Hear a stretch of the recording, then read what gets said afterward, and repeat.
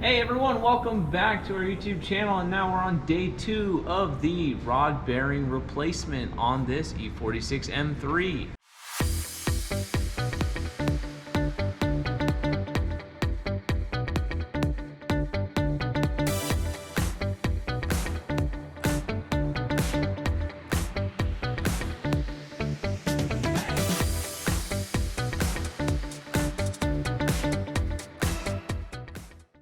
Since we have the oil pan off, we have brought it to our parts washing station and stripped the entire thing of all of the oils and other chemicals that are on there. That way, when we are reinstalling the new oil pan gasket and putting the oil pan back in the car, we have good contact and won't have any future leaks.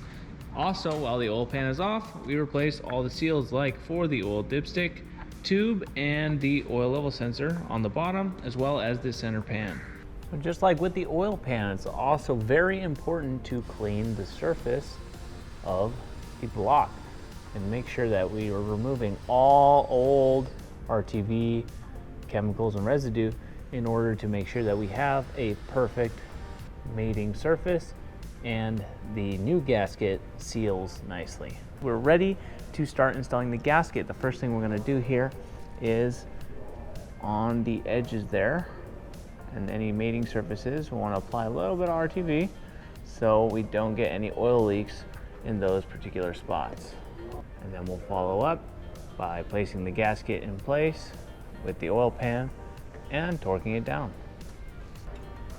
And once mated up, he's just going to start installing the bolts, paying particular attention to where the longer ones and shorter ones are going to go, since there are 3 different bolt sizes on the oil pan. And of course, once all the bolts are installed, we're going to torque them to spec, which on this is 10 Newton meters.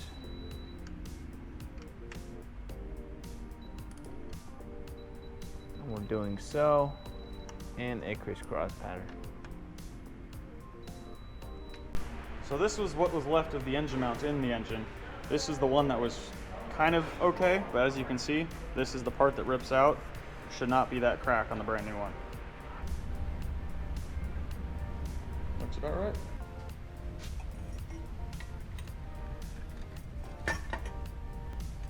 And last but not least, in regards to the oil pan center cover gets reinstalled with new hardware and gasket. So now that Dex has torqued all of the oil pan bolts and also cleaned the entire underside, because it's highly recommended since you have all the access to do it at this time, we're now going to reinstall the subframe.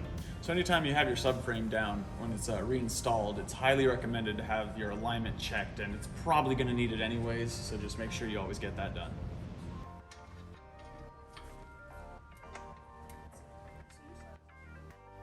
Now that everything is reinstalled, that about sums it up for the rod bearing job. We're gonna now move on to the Vanos on the next video.